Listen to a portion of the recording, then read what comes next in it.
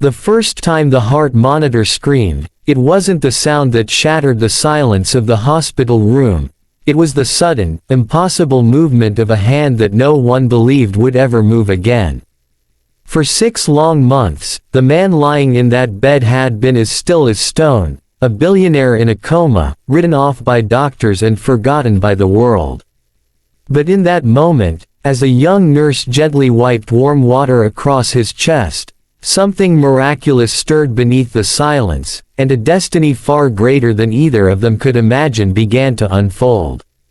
If you believe in kindness, second chances, and the invisible power of compassion, take a moment right now to like this video, share it with someone you care about, comment your thoughts, and subscribe to this channel so you never miss stories that remind us what it truly means to be human.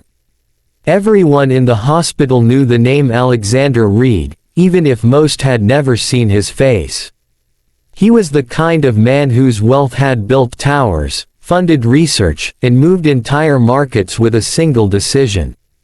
Newspapers once called him the untouchable king of finance, but now he lay motionless in a private wing of the city's largest hospital, sustained by machines, his vast empire running without him as though he had already vanished from the world.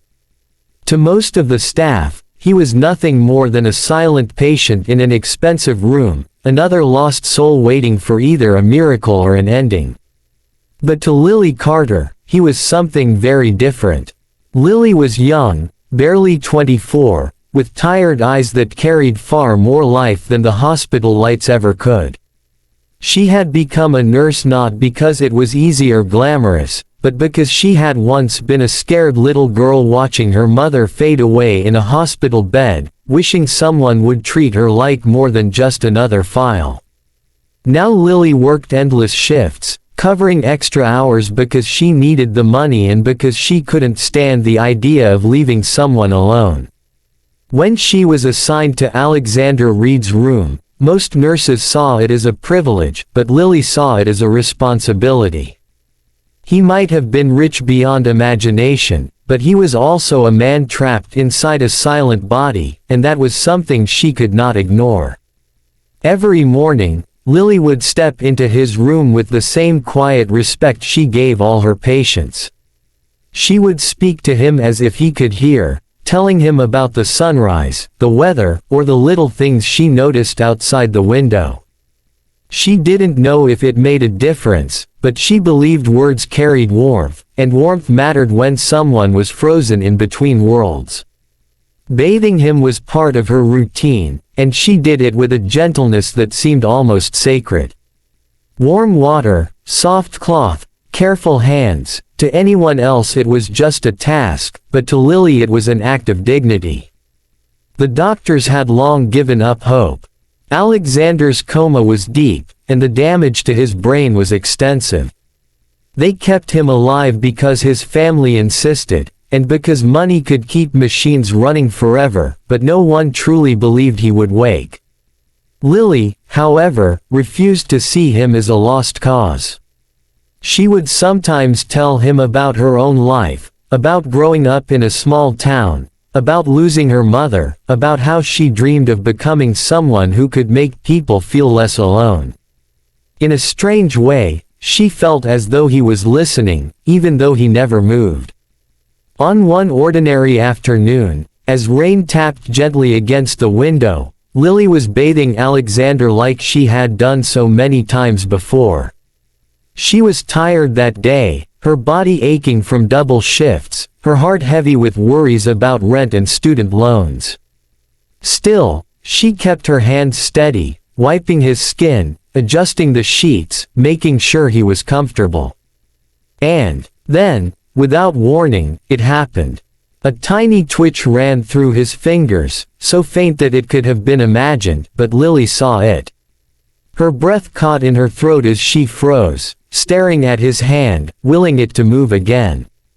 A moment passed, then another, and suddenly his fingers curled slightly, as if responding to her touch. The heart monitor began to beat faster, and Lily's heart raced with it.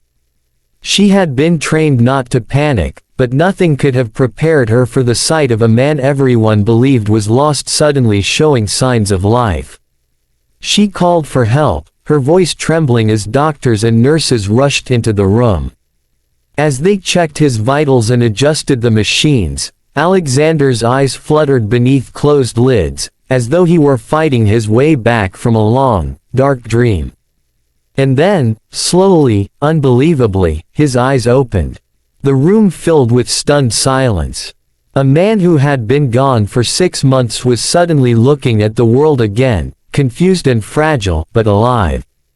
Lily stood there, tears streaming down her face, unable to believe what she was witnessing. She had held his hand through countless silent hours, and now those same eyes were gazing back at her, filled with fear and wonder. Doctors spoke in hushed, urgent tones, but Lily could barely hear them. All she could feel was the overwhelming weight of a miracle unfolding right in front of her. In the days that followed, Alexander's recovery was slow and painful. He had to relearn how to move, how to speak, how to exist in a body that had been still for so long. The world he woke up to was very different from the one he had left. His company had nearly fallen apart without him, and his family, who had once depended on him, seemed distant and awkward around his weakness. Through it all, Lily was there. She helped him drink water, encouraged him to take his first shaky steps, and spoke to him with the same kindness she always had, as if he had never been unconscious at all. As Alexander's mind cleared, he began to remember things Lily had said to him while he was in the coma.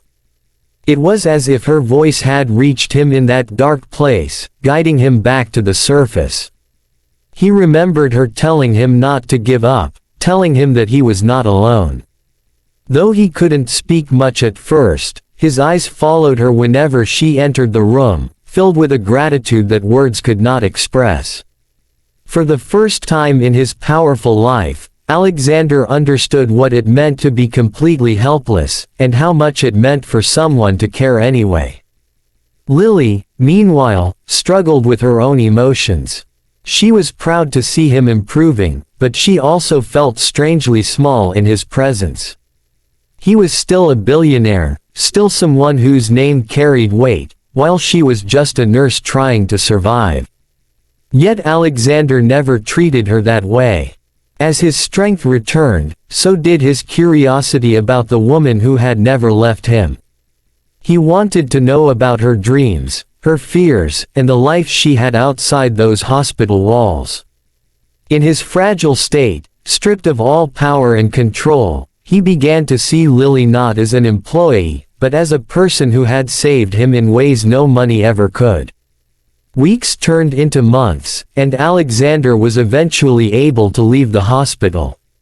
But before he did, he made sure to speak to Lily alone.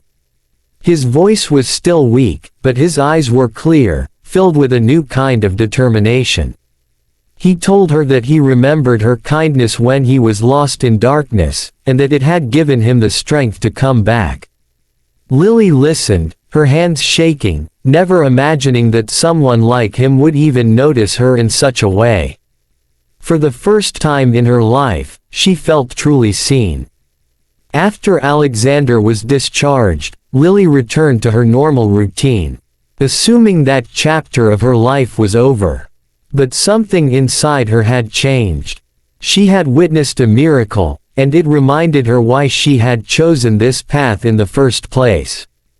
Then, one day, she was called into her supervisor's office and told that someone was waiting for her. When she walked out, she found Alexander standing there, no longer a patient but a man reborn. He thanked her again, not with grand gestures or flashy gifts, but with sincerity that made her heart ache. In the months that followed, Alexander quietly began to transform his empire. The man who once cared only about profit now invested in hospitals, nursing programs, and charities that supported caregivers like Lily. He had seen how much one person's compassion could change a life, and he wanted to make sure that kind of care was never taken for granted again. Lily, still working her shifts, watched in disbelief as the world slowly learned about a billionaire who had been changed not by power, but by kindness. And as their paths continued to cross, a bond grew between them that neither of them could explain. It wasn't about wealth or status, but about two souls who had met at a moment when everything else fell away. Lily had given Alexander something priceless when she treated him like a human being, and in return, he had found a reason to live that went far beyond money.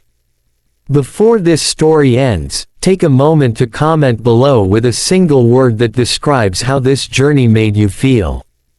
Your words help keep stories like this alive.